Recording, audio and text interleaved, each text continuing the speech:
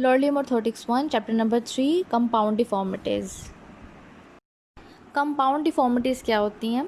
जैसे हमने simple deformities पढ़ा था लास्ट लेक्चर में, जिसमें सिर्फ जो हैं वो एक ही पार्ट पे जो है डिफॉर्मिटी डेवलप हो रही थी, जैसे एक्वाइनस, टेलिपीज एक्वाइनस, टेलिपीज वेरस. तो कंपाउंड में क्या होगा, दो डिफॉर्मिटीज़ इकट्ठी हो जाएंगी. तो it is a group of congenital and acquired conditions. कोई भी हो सकती है, तो उसको प्रॉब्लम हो सकती है, बचपन से ही हो उसको ऐसी प्रॉब्लम, या फिर उसको उसकी हैबिचुअल हो या एक्वायर्ड हो, उसे इन्वायरमेंट से मिली हो, और भी कोई एबनॉर्मेलिटीज़ जैसे कि उसके मसल इम्बैलेंस हो गई हों, और जो है वो, या उसे 1 फुट डिफॉर्मिटी थी, सिंपल डिफॉर्मिटी थी, लेकिन उस सिंपल डिफॉर्मिटी ने अदर जॉइंट्स को, अदर मसल्स को अफेक्ट कर दिया, जिसकी वजह से वो कंपाउंड डिफॉर्मिटी बन गई. फॉर एग्जांपल, सम पेशेंट में एग्जिबिट एक्वाइनोवेरस और कलकेनियोवेल्गिस. ठीक है, ये दो डिफॉर्मिटी, एक्वाइनस अलग और वेरस अलग, लेकिन कंबाइन हुई है. तो अदर पेशेंट्स में exhibit elevation of the medial metatarsals and depression of the lateral metatarsals. ठीक है, कि एक जगह एलिवेशन है तो दूसरी जगह जो है वो डिप्रेशन है. तो इस तरह से सुपिनेशन या प्रोनेशन ट्विस्ट बन जाना, इसको मेटाटार्सल ट्विस्ट कहते हैं. मेटाटार्सल बोन्स पर ये ट्विस्ट बन जाता है, इसलिए इसको कहते हैं मेटाटार्सल ट्विस्ट. जैसी ये एग्जांपल दी है कंपाउंड डिफॉर्मिटी की. तो फर्स्ट कंपाउंड डिफॉर्मिटी जो हम डिस्कस करेंगे वो है टेलिपीज एक्वाइनोवेरस. टेलिपीज फुट को भी कहते हैं, पेस भी वर्ड होता है फुट के लिए, और एक्वाइनस मीन्स प्लांटर फ्लेक्शन में गया हुआ है. और जो वेरस है वो आप डायग्राम में देख सकते हैं कि वेरस कैसी कंडीशन है फुट की. It is a complex series of realignment with several inter related components. अब फुट के 3 पार्ट्स होते हैं ना, 4 फुट, मिड फुट और हाइंड फुट. जो कलकेनियल पार्ट है, हील वाला पार्ट है, वो हाइंड फुट है. दरमियान वाला मेटाटार्सल वाला पार्ट जो है वो मिड फुट है, और फ्रंट टोज वाला पार्ट जो है वो 4 फुट कहलाता है. तो ankle foot and the 4 foot are in a position of plantar flexion. पूरा फुट एक्वाइनस पोजीशन में होगा, आगे की तरफ झुका होगा. 4 फुट जो है वो अडक्टेड भी होगा. एंटायर फुट सुपिनेट हुआ होगा. और टिबिया जो है, टिबिया बोन, वो इंटरनली रोटेट होगी. Plantar flexion is because the shorten plantar flexors resist dorsiflexors. This contracted plantar aponeurosis draws the forefoot in the equinus position and cavus deformity develop, और arch भी high होगी. और mid foot and hind foot and cavus deformity at the mid foot and the hind foot. एक जो है वो high arch सी situation बनी होगी. ये क्यों ऐसा फुट जो है, कहाँ पे कंट्रैक्चर्स बने होंगे अगर ऐसी पोजीशन है इन्वेरियंसी? तो इसमें जो ऐसा हो रहा है वो डेल्टॉइड लिगामेंट जो है वो इन्वॉल्व है. डेल्टॉइड लिगामेंट आप देख सकते हैं, इसका ओरिजिन कहाँ है, मीडियल मेलियोलस से स्टार्ट हो रहा है और नेविकुलर बोन तक जा रहा है, टेलस में जा रहा है, सिस्टेंटिकुलम चलाई तक जा रहा है. ठीक है, कलकेनियस की वहाँ पर इसके अटैचमेंट्स हैं. और कौन इन्वॉल्व है इसमें प्लांटर कलकेनियो नेविकुलर लिगामेंट भी इन्वॉल्व है, जो इन्वर्जन जो ऐसी टेलिपीज एक्वाइनोवेरस की कंडीशन डेवलप करवा रहा है. तो सबसे पहला हो गया डेल्टॉइड लिगामेंट, फिर उसके बाद है प्लांटर कलकेनियो नेविकुलर लिगामेंट. उसके बाद मसल हैं 2, टिबियालिस पोस्टीरियर मसल भी इन्वॉल्व है, और ट्राइसेप्स सुराय मसल, जिसको हम गैस्ट्रोनिनस और सोलियस कंबाइन करके क्या कह देते हैं, ट्राइसेप्स सुराय. बिकॉज गैस्ट्रोनिनस के 2 हेड्स होते हैं और सोलियस का 1, तो मिला के 3 हो गए, तो ट्राई बन गया, ट्राइसेप्स सुराय. ट्राइसेप्स सुराय यहाँ पर क्या कर रहे हैं, यहाँ पे वो डोर्सी फ्लेक्शन को रेजिस्ट कर रहे हैं और इन्वर्टिंग फोर्स लगा रहे हैं हाइंड फुट पे, तो इस वजह से वो इन्वर्जन पोजीशन में जा रहा है.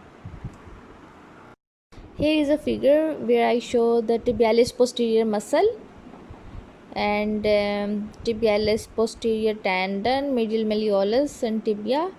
And in the second diagram triceps surae, gastrocnemius and soleus, इन दोनों को हम मिला के ट्राइसेप्स सुराय कहते हैं. हम इस टेलिपीज एक्वाइनोवेरस जो कंडीशन बन गई है, इसको कैसे ठीक करेंगे? A set of forces must be applied to offset the forces tending to produce or maintain the adduction of the forefoot. forefoot पे adduction हो रही है क्योंकि, तो पहले हम adduction को ठीक करेंगे, फिर हम उसको supination को कंट्रोल करेंगे, फिर फिगर 23 में देखें साइड्स ऑफ एप्लीकेशन है काउंटर फोर्स की दिखाई, जो एरो है ये दिखाया कि केवस डिफॉर्मिटी को किस तरह ठीक करना है, जो हाई आर्च बन गई है, पाँव की आर्च नॉर्मल से बहुत ही हाई हो गई है। तो हमने 3 पॉइंट प्रेशर सिस्टम पे काम किया है, ऊपर से 1 फोर्स, डाउनवर्ड से 2 फोर्सेस, ताकि वो अपनी पोजीशन पर आए तो केवस डिफॉर्मिटी ठीक हो जाएगी। फिर हमने जो लास्ट फिगर है 24, उसमें देखा कि एक्वाइनस पोजीशन को हम ठीक करें, जो आगे की तरफ झुका हुआ है पाँव फॉरवर्ड जो है उसको ठीक करने की कोशिश की है।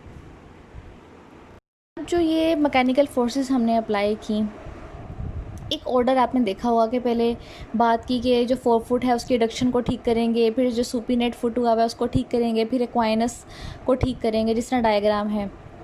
तो एक ऑर्डर से हैं, तो ये ऑर्डर बड़ा इंपॉर्टेंट है कि हम सीक्वेंस वाइज ही करें। पहले एडक्शन को ही ठीक करना है, फिर सुपिनेशन को ठीक करना है, एक्वाइनस को ठीक करना है।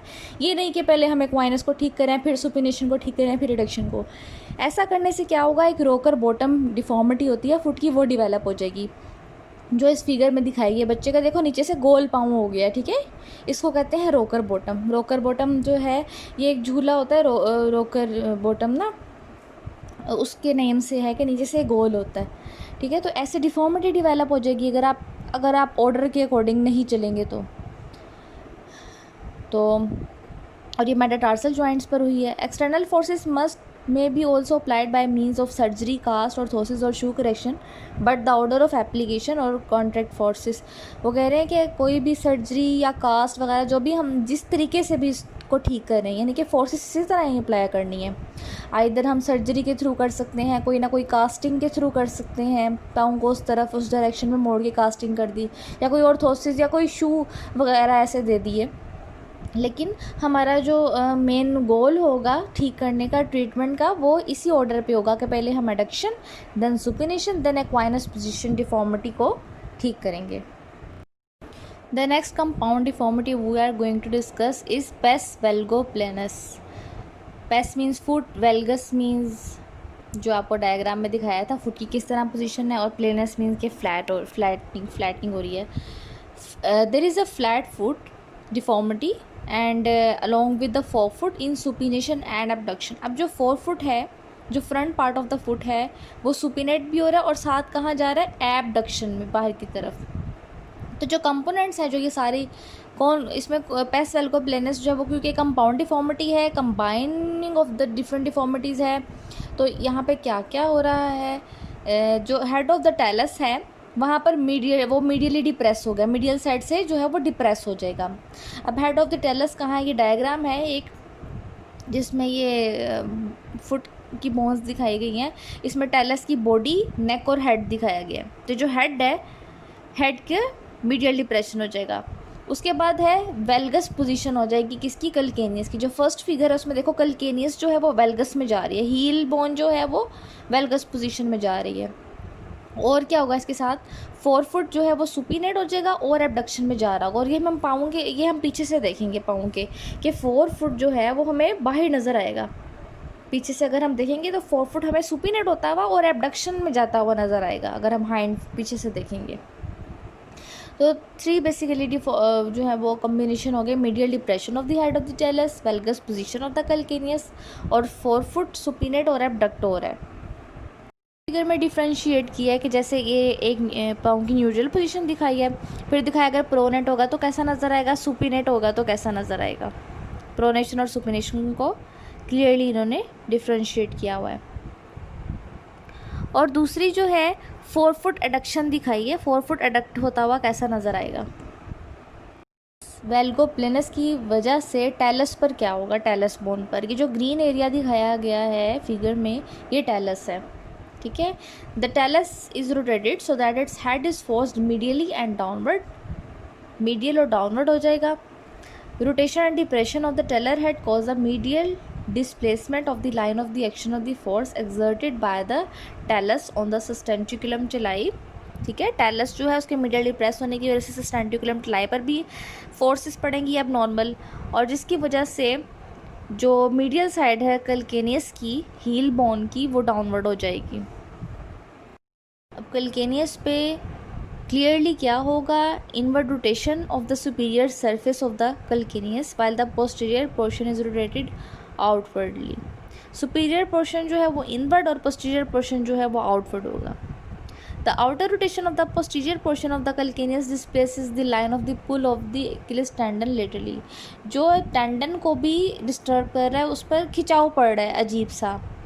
इससे क्या होगा, inversion moment that can be develop जो है can be reduce, thus contribute to the imbalance of the moment of forces around the subtalar joint. और जो टेलस और कैलकेनियस का आपस में रिलेशनशिप है, टेलस और कैलकेनियस का, जिसको हम मिला के सबटेलर कहते हैं, तो उनका जो फोर्सेस है, पुलिंग फोर्स, वो अजीब हो जाएगी। वो अपनी तरफ खींच रहा है, वो अपनी तरफ खींच रहा है, वो मीडियल साइड पर, लेटरल साइड पर कैसे, तो इम्बैलेंस हो गया सारा स्ट्रक्चर।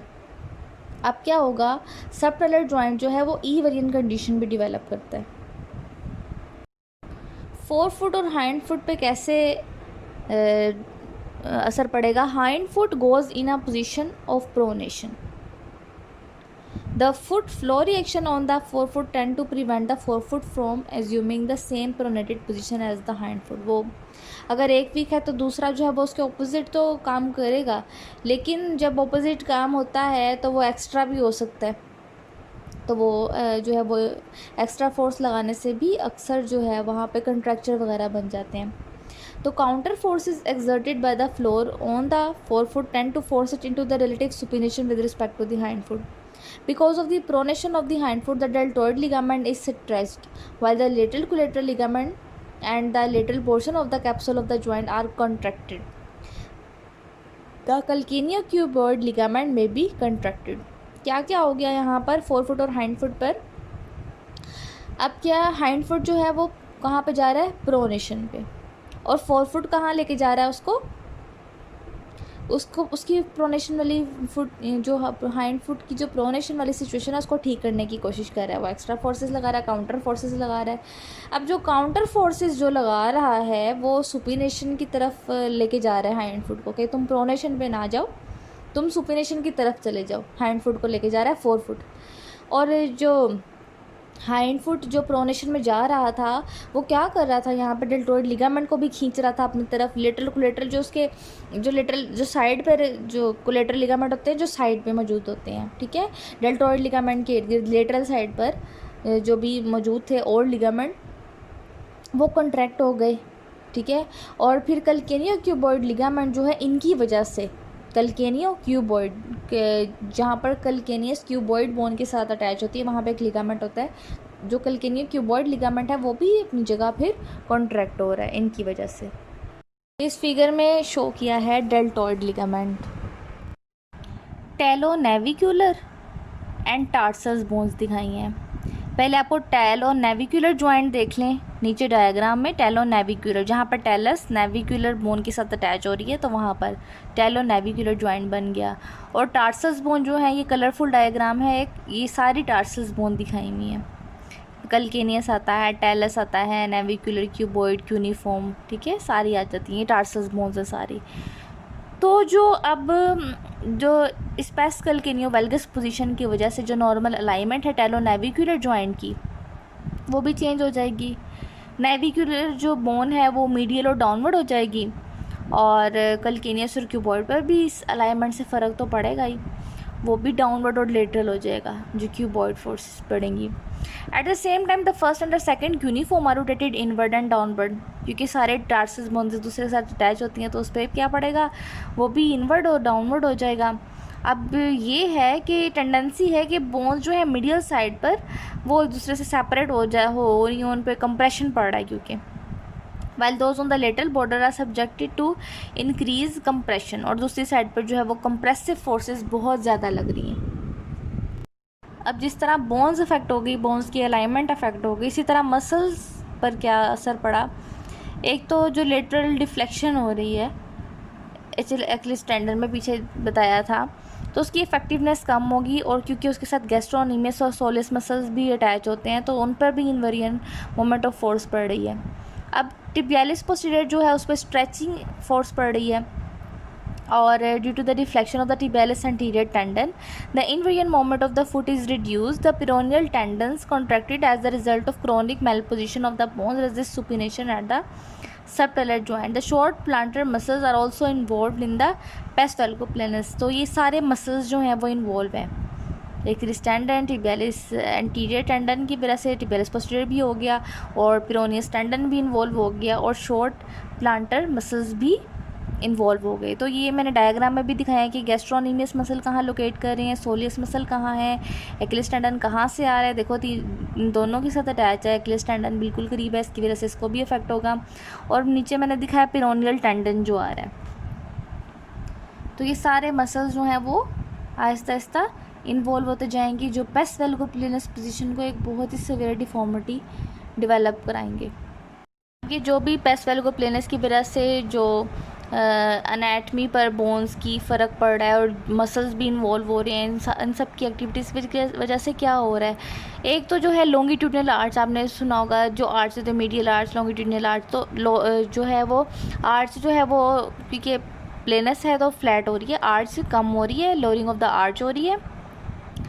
और जो शॉर्ट प्लांटर मसल्स हैं, क्योंकि मेन प्लांटर मसल्स जो हैं वो तो काम नहीं करे, तो शॉर्ट प्लांटर मसल्स अपना काम करें, जिसकी वजह से जो है फ़ायदा कम और नुकसान ज़्यादा ही हो रहा है। और एक दफ़ा डिफॉर्मिटी स्टार्ट हो जाती है तो the lowering of the arch and the weakening of the muscles mutually reinforce the continue develop to the deformity. और वो शुरू में जो है वो लॉरिंग ऑफ द आर्च होगी, लेकिन आहिस्ता आहिस्ता जो है वो क्योंकि बोन्स को अफेक्ट करिए है तो उन पर भी जब एक्स्ट्रा फोर्सेस और प्रेशर पड़ेगा तो उन पर भी डिफॉर्मिटी डेवलप हो जाएगी, कोई ना कोई गेट पैथोलॉजी डेवलप हो जाएगी। क्योंकि यहाँ पे ना लिगामेंट्स और मसल्स जो है उनका कोऑर्डिनेशन जो है वो ठीक तरह से डेवलप नहीं हो रहा है, जिसकी वजह से अलाइनमेंट भी डिस्टर्ब हो रही है बॉडी की, और एक्स्ट्रा प्रेशर भी बोन्स पर पड़ रहा है, जहाँ पे नहीं पड़ना चाहिए वहाँ पे भी पड़ रहा है। और इसकी वजह से क्या हो सकता है, जब एक्स्ट्रा प्रेशर पड़ेगा, प्रेशर की वजह से आपको पता है कि इन्फ्लामेशन हो जाएगी, कहीं ना कहीं स्वेलिंग क्रिएट हो जाएगी, या तो जॉइंट्स के इर्द गिर्द या फिर जो है उसी स्ट्रक्चर पे भी हो सकती है, आर्टिकुलर जहाँ पे है या फिर पेरी आर्टिकुलर जो उसके अराउंड है स्ट्रक्चर, जो भी स्ट्रक्चर्स हैं उन पर भी स्वेलिंग पैदा हो सकती है। और इसकी वजह से फिर स्वेलिंग होगी तो पेन होगी due to strain on the ligaments, cancellous reflex spasm of the muscles of the leg and foot that may act to maintain or aggravate the deformity। अच्छा, what is the difference between stress और strain? Sprain और strain में क्या फ़र्क है? जो sprain होता है ना, ये ना जहाँ पर ये वहाँ के टिश्यूज़ हैं, वहाँ का बैंड है जहाँ पे ना बोन्स इकट्ठी होंगी, जहाँ पे बोन्स ज्वाइंट होंगी, बोन्स टुगेदर ज्वाइन हुई होंगी, ठीक है, जहाँ पे दो बोन्स मिलती होंगी वहाँ पर जो है वो स्प्रेन डेवलप हो सकता है वहाँ के टिश्यूज़ को। और जहाँ पर मसल जो है वो बोन के साथ अटैच है ना, वहाँ का जो बैंड ऑफ टिश्यू है अगर वो उस पर इंजरी आती है तो वो स्ट्रेन कहलाएगा। जहाँ पे मसल बोन के साथ है वहाँ स्ट्रेन, जहाँ बोन बोन के साथ है वहाँ स्प्रेन। तो ये डिफरेंस है। तो स्ट्रेन हमने कहाँ पढ़ा, जहाँ मसल बोन के साथ है। तो यहाँ पे मसल जो बोन के साथ अटैच है वहाँ पे जो बैंड ऑफ टिश्यू लिगामेंट है वो अफेक्ट हो रहे हैं, जिसकी वजह से रिफ्लेक्स स्पैज़म मसल्स पर पैदा हो रहा है और जो डिफॉर्मिटी को सिवियर कर सकते हैं, डिफॉर्मिटी को आहिस्ता आहिस्ता सिवियर कर सकते हैं अपनी इन्फ्लामेटरी और पेन कॉजिंग कंडीशन की वजह से। तो what should be the orthotic treatment of this pes valgoplanus deformity? कोई ना कोई हमें असिस्टिव डिवाइसेस, अगर हम ऑर्थोटिक ट्रीटमेंट देखते हैं तो इसमें हमें जो है एक तो आर्च को मेंटेन करना है, क्योंकि आर्च जो है वो बहुत लो हो गई है, तो हम कोई ना कोई आर्च दे सकते हैं, ठीक है। और शू के अंदर कोई ना कोई इस तरह की आर्च बना कर दे देंगे। अब तो लेटेस्ट जो है वो सिलिकॉन की बनती हैं, वो बहुत ही सॉफ्ट मटेरियल होता है और ये रिप्लेसेबल भी होता है, यानी कि कोई भी शूज़ पहने तो उसके अंदर हम रख सकते हैं। और या फिर एक वेज दे सकते हैं, क्योंकि वेज इंक्लाइन सरफेस के होता है, उसको हम मीडियल साइड पर दे सकते हैं हील की। इससे क्या होगा, वेल्गस डिफॉर्मिटी जो डेवलप हो रही है वो ठीक हो जाएगी। ये और साथ हम उसको स्ट्रैप भी लगा के दे सकते हैं, जिसको कहते हैं वेल्गस करेक्शन स्ट्रैप, क्योंकि वो अपोजिट डायरेक्शन में फोर्स देगी, काउंटर फोर्स प्रोवाइड करेगी।